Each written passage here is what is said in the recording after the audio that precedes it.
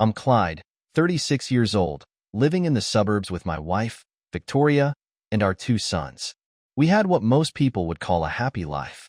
The kids were healthy, the mortgage was manageable, and Victoria and I had our usual ups and downs. But overall, things were good. Or so I thought. One Friday night, after an exhausting week, Victoria and I finally had some time to ourselves. The boys were at a sleepover, and we had the house to ourselves. A few glasses of wine loosened the mood, and before long, we found ourselves in bed. We hadn't been intimate in a while, so things heated up quickly. I reached into the nightstand to grab a condom and noticed something strange. The box was lighter than it should have been. I paused, mentally counting. Last time I checked, there had been 5 left, but now there were only 3. My first thought was innocent enough, maybe I was misremembering. We hadn't been using them much lately, after all. Shaking off the suspicion, I refocused on Victoria. At that moment, nothing mattered more than the heat of the moment. But even as things got intense, the thought lingered at the back of my mind. The next day, I found myself thinking about it again. More than I wanted to admit. Was I overreacting? Maybe Aaron, my 17-year-old son, had started using them. That would make sense. He was a senior in high school, probably dating someone, and maybe too embarrassed to ask for his own supply. It was the most logical explanation. I felt relieved, almost foolish for letting such a small thing get to me. But still, a small knot of unease settled in my gut. The following evening, we had another quiet night at home, unwinding from the weekend. Victoria was in a good mood, and I tried to match it, but my mind kept drifting back to that box of condoms. The missing ones. When she wasn't looking, I slipped into the closet to check again. 2. There were only 2 left now. My pulse quickened, and a sense of dread swept over me. This wasn't just in my head anymore. Something was wrong. It wasn't Aaron. He had been out of the house all weekend. So who was it? The unthinkable question crept into my mind. Could Victoria be cheating? That night, I could barely sleep, thoughts spinning like a whirlwind. How would I even begin to confront her? What if I was wrong? But what if I wasn't? The next morning, I woke up feeling like I hadn't slept at all. Victoria was already downstairs making breakfast, cheerful as always, completely unaware of the storm brewing inside me. I sat at the table with our boys, Aaron and Jason, while she served pancakes, the scent of syrup and coffee filling the air. Everything looked so normal, so painfully normal. I decided to test the waters before jumping to any conclusions. As we ate, I casually asked Aaron about his weekend, slipping in a question about whether he had been spending time with any girls lately. He shrugged, focused on his phone, and mumbled something about hanging out with his usual group of friends. No mention of a girlfriend, and definitely no hint that he had been raiding my supply of condoms. After breakfast, I found myself pacing in the garage, pretending to work on an old project. My mind kept circling back to Victoria, wondering if I was just paranoid. Could it be that I was inventing problems where there were none? But the numbers didn't lie. Those condoms didn't just disappear on their own. That evening, I decided it was time to confront her, but I couldn't bring myself to do it head-on. Instead, I played it slow. After dinner, I poured us both a glass of wine and tried to ease into the conversation. We sat on the couch, the low hum of the TV in the background, and I made small talk, gently guiding the conversation toward trust and relationships. You know, I said, swirling my wine, it's crazy how some people can live double lives. It's like you never really know someone, even if you think you do. Victoria laughed lightly, looking puzzled. Where's this coming from? Oh, just something I read online today, I said, trying to sound casual. It made me think about how people hide things, even from those they love.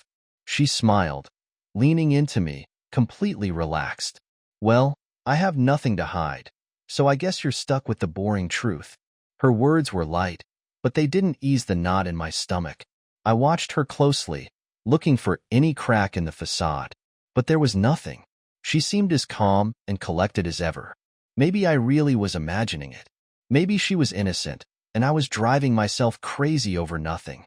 We went upstairs, and as we got into bed, I told myself to drop it, to let it go.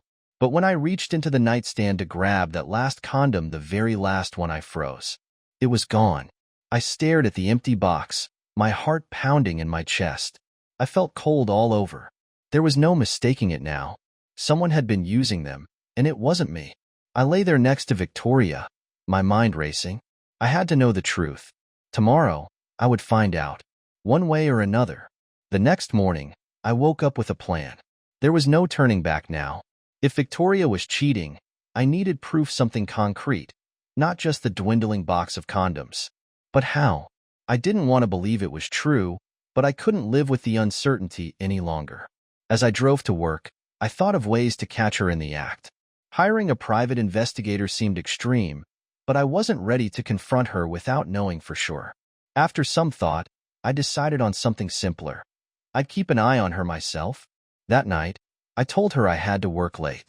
It wasn't a complete lie. I had some extra tasks to finish, but the real reason was to see what she'd do when she thought I wasn't around. Victoria didn't seem fazed by my plans, kissing me goodbye in her usual warm way, as though everything between us was perfectly normal.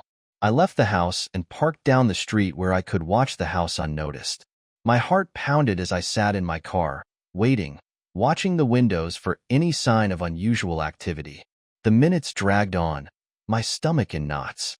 At first, nothing happened. Victoria was probably just relaxing inside.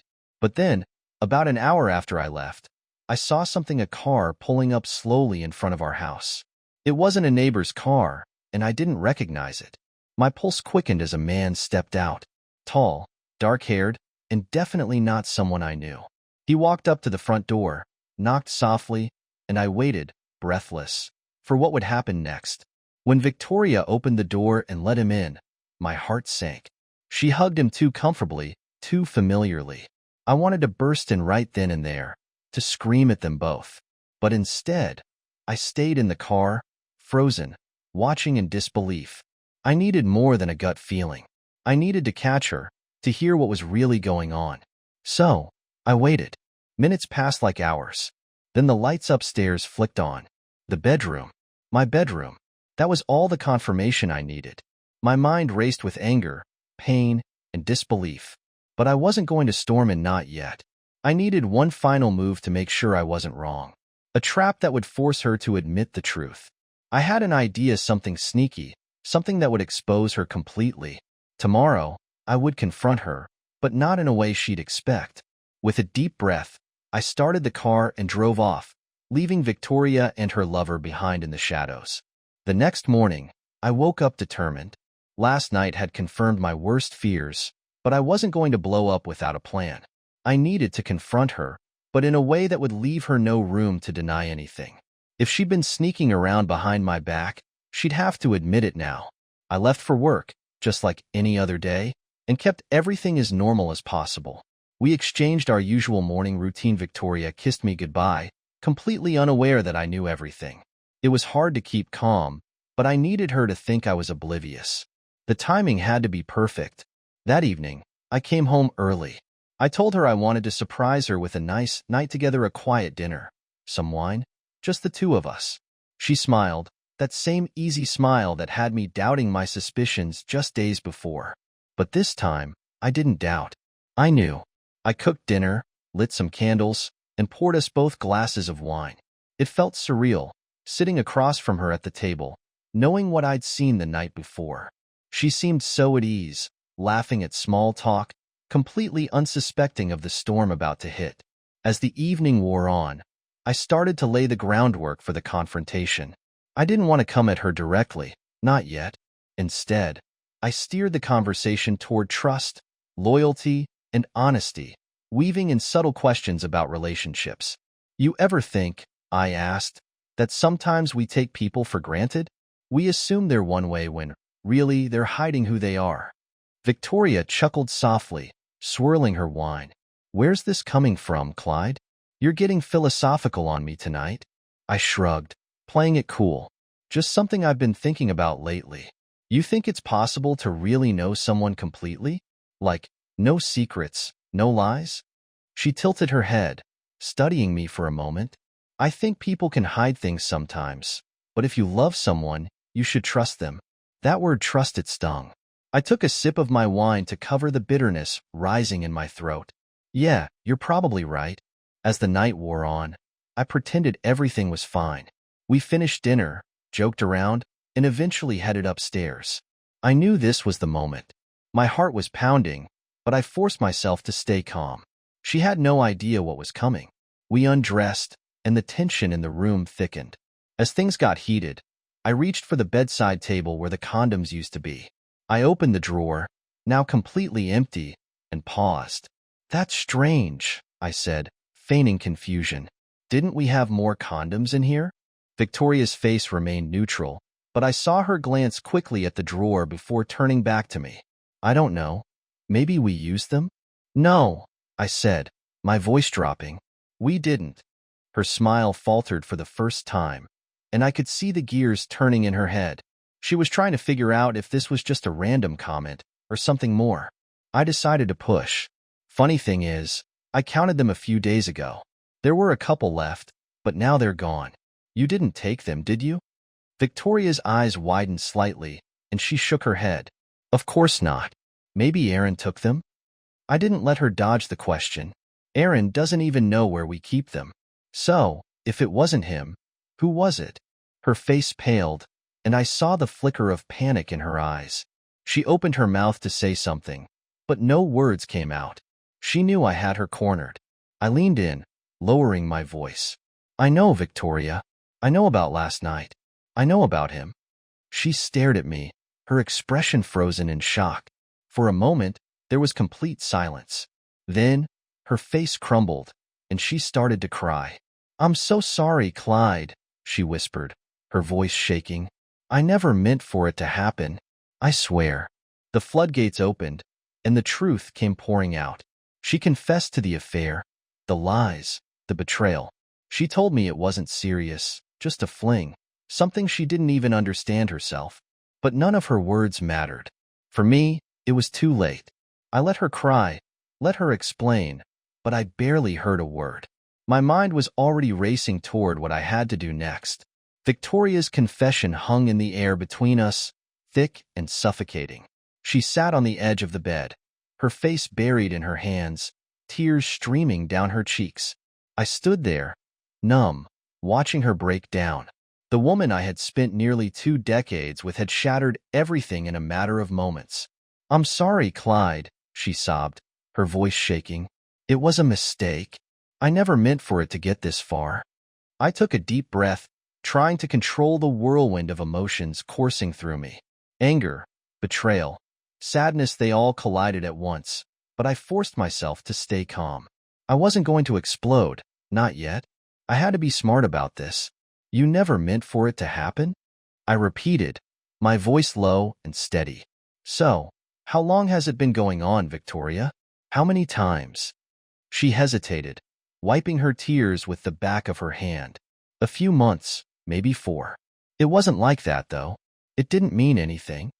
I felt a surge of rage at her attempt to downplay it, but I kept my expression neutral. I needed her to keep talking. "Who is he?" I asked, my tone still cold, detached. "I deserve to know." Victoria hesitated again, her eyes darting toward the door, as if she could escape this conversation. "He's just a guy I met through work. His name's Ryan. It was never serious. It was just an escape." An escape. The word echoed in my mind, twisting the knife deeper. Was that all our marriage had become to her? Something to run away from? I nodded, slowly piecing together my next move. I couldn't just let this go. I had to make her feel the weight of what she'd done, but not in the way she might expect. I wanted her to feel the betrayal, the humiliation, the loss. "Do you love him?" I asked, the question hanging in the air like a challenge. She shook her head frantically, tears falling harder now. No, I don't. It was stupid. I love you, Clyde. I've always loved you." I didn't respond to her desperate plea. Instead, I walked over to the dresser and grabbed a small, inconspicuous item I had been preparing for just this moment. A tiny voice recorder I had hidden in my pocket earlier. I had turned it on just before this conversation started. "Good," I said quietly, pocketing the recorder. I needed to hear that. Victoria looked confused for a moment, her tear-filled eyes narrowing as she tried to understand what I meant. I didn't give her time to ask. Instead, I walked toward the door and paused, turning back to face her. I'm leaving for a while. I need time to think, I said, my voice calm but resolute. Don't call me. Don't text me. Just stay here and figure out what you want, because this, I gestured between us. This is over, at least for now. She tried to stand up, to come toward me, but I held up a hand to stop her. No, don't. I need space. Without waiting for her reply, I turned and left the room. The sound of her sobs echoed behind me as I descended the stairs and walked out of the house. The cool night air hit my face, but it didn't calm the storm inside me. I got in my car and drove, my mind spinning with the next phase of my plan. I wasn't going to let her get away with this so easily. The voice recording was just the beginning. There was more to come, much more. But first, I needed a clear head. I needed to be strategic. This wasn't just about ending things with Victoria. It was about making sure she felt the full weight of her betrayal. Not out of cruelty, but because she had made it clear that this was just a game to her. A thrill. An escape. Well, now it was my turn to play. The pieces were in place. Tomorrow, I'd begin the real revenge. The next morning, I woke up feeling strangely calm. The anger I'd felt the night before was still there, but now it was focused, controlled. I had spent the night driving around, planning every step of my next move, and now, with Victoria's confession recorded, I had everything I needed to set my plan into motion. First, I needed a bit of help. I called my old friend, Jake. He and I had been close since college, and if there was one person who could be trusted to keep quiet, it was him. Jake had gone through a rough divorce a few years back, so I knew he'd understand the situation and, more importantly, he'd know how to handle it. Hey man, Jake answered on the second ring. What's up? You sound off. I sighed, forcing the tension out of my voice. I need a favor, Jake. It's personal, and it's about Victoria. There was a pause on the other end. Jake knew me well enough to know this wasn't a casual conversation. Okay, I'm listening. I told him everything: the dwindling condoms, the affair with Ryan, and the recording I had gotten the night before. Jake listened without interrupting, and when I finished, I could almost hear him shaking his head. Damn, Clyde. I'm sorry, man, but what do you need from me? I need you to do some digging, I said, my voice firm. Find out everything you can about this Ryan guy. Where he works, where he lives, anything that might help me get a clearer picture of who he is and what he's up to. Jake was silent for a moment, then said, All right, I can do that. But Clyde, what are you planning to do? I let out a breath. I'm not going to confront him. Not yet, at least. But I want to hit her where it hurts, and I need leverage to do it. This isn't just about getting back at her. It's about making sure she understands that she can't just brush this off as a mistake. Jake agreed to help, and we hung up. With that part of the plan in motion, I turned my attention to phase 2. I went back to the house that afternoon. Victoria was there, sitting at the kitchen table with red-rimmed eyes, a half-empty cup of coffee in front of her. She looked up when I came in, her face a mixture of hope and dread. Clyde, she began, but I cut her off. We're not doing this now, Victoria. I told you. I need time to think. I just came to grab a few things. She opened her mouth to protest but fell silent when she saw the look on my face. I went upstairs, grabbed some clothes and essentials, and headed for the door. Before leaving, I stopped and turned to her one last time. I'll be staying at Jake's for a while. I'll reach out when I'm ready to talk. Don't try to contact me. Without waiting for a response, I walked out. But I wasn't going to Jake's. Instead, I went to a hotel across town where I could lay low for a few days. I needed time to gather more evidence, more ammunition to make my next move count. And I needed space to really think about how far I was willing to go with this. Later that evening, Jake called with an update. I found out a little about this Ryan guy, he said. He works at a real estate agency across town, but here's the kicker: he's married. Has been for 3 years. A smile spread across my face. This was exactly what I needed. Ryan wasn't just having an affair with my wife, he was betraying his own spouse too. That changed the game entirely. I think I know what to do next, I said, feeling the pieces of my plan falling into place. Be careful, Clyde, Jake warned. This kind of thing can get messy. Don't worry, I replied. I'm not looking to burn anyone's life to the ground, but I need them both to understand what they've done. Ryan's wife deserves to know the truth, and Victoria, she's going to regret ever thinking this was just a game. After hanging up with Jake, I did some digging of my own. A few hours on social media led me straight to Ryan's wife, Samantha. She seemed nice enough, the kind of person who wouldn't suspect her husband of cheating. I debated how to approach her, but I knew it had to be done carefully. This wasn't just about revenge, it was about exposing the truth to someone who deserved it. The next day, I drafted an anonymous message and sent it to Samantha. I included just enough details about Ryan's affair with Victoria to make sure she knew I wasn't some troll. No accusations, just the cold, hard truth.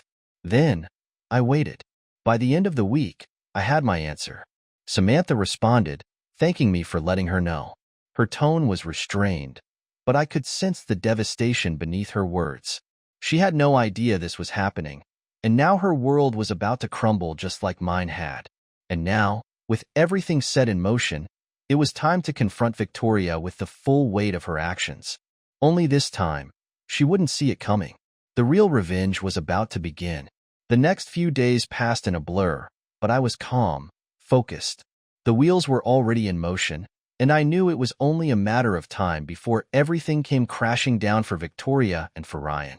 Samantha had replied to my anonymous message, thanking me again and asking for proof. I told her I would send it soon. She had no idea the storm that was about to hit her marriage, but she deserved the truth. As for Victoria, she was still waiting. She had no clue what was happening behind the scenes. No idea that I had already started pulling the strings. On Friday night, I decided it was time for the final move. I texted Victoria, telling her I was ready to come home and talk. I could feel the tension in her reply, the relief mixed with anxiety. She probably thought I was coming back to forgive her, or at least discuss our future. Little did she know, I had no intention of doing either. When I walked through the front door, Victoria was waiting in the living room. She looked exhausted, like she hadn't slept much since our last conversation. Her eyes were red, and she seemed fragile, like a shadow of the confident woman she used to be. "Clyde," she started, her voice trembling. "I'm so glad you're here. I've been thinking about everything," and I raised my hand, cutting her off. "We'll talk," I said, my voice cold. "But first, there's something I need you to hear." She frowned, confused, but I didn't give her time to ask questions. I pulled out my phone and played the voice recording of her confession, the one where she had admitted to everything. Her eyes widened in shock as she heard her own voice, shaky and tearful, recounting the affair. She looked up at me, panic spreading across her face. "Clyde, why are you playing this? What are you doing?" I slipped the phone back into my pocket, keeping my expression unreadable. "That's just the beginning, Victoria. I know everything. I know about Ryan, and I know about your little meetings while I was at work. But here's the thing, you're not the only one who's been lying." Her face paled. What do you mean?" I sat down across from her, leaning forward. "Ryan's married. Did you know that?" She froze, her breath catching in her throat. Her mouth opened, but no words came out. I could see the realization hitting her, the dawning horror that she hadn't just betrayed me, she had gotten herself tangled up in something far messier than she imagined. "I told his wife, Samantha," I continued, watching her reaction. "She knows everything now, and she's not taking it lightly. She's planning to confront him, probably tonight." Victoria's hands flew to her mouth, her eyes filling with tears again. "Oh my God, Clyde, I didn't know. I didn't know he was married. I swear, I don't care if you knew or not," I said, cutting her off sharply. "The damage is done, and now, you're going to face the consequences." She stared at me, tears streaming down her face. "Please, don't do this. I made a mistake. I'll do anything to fix this, I swear." I shook my head, standing up slowly. "There's nothing left to fix. You already ruined it. I just wanted you to know what it feels like to lose everything, just like you made me feel." She was sobbing now, her words incoherent, but I wasn't interested in hearing any more of her excuses. I walked to the door, pausing only briefly to look back at her one last time. "This is over, Victoria. We're done. I'll be in touch with the lawyer about the divorce." Without waiting for her response, I stepped outside, leaving her sobbing in the house that used to be our home. The cool night air hit my face, but instead of feeling cold, I felt a sense of release. Like a weight had been lifted from my shoulders. I got into my car, my phone buzzing in my pocket. It was a message from Samantha. "Thank you." I confronted him. He admitted everything. "I don't know what I'm going to do yet, but at least now I know." I smiled faintly, knowing that the truth had come to light for everyone involved. Victoria had lost me. Ryan had lost his wife, and now they would both have to deal with the fallout of their actions. As I drove away, I realized that the pain I had been carrying for weeks had begun to fade. I didn't feel the need for more revenge. The truth itself had been enough. It had exposed them for what they were and ended things in a way I hadn't even expected, clean and final. It was time to move on, to start rebuilding my life without the lies and betrayal. And for the first time in a long time, I felt free. Discover more stories. Subscribe today.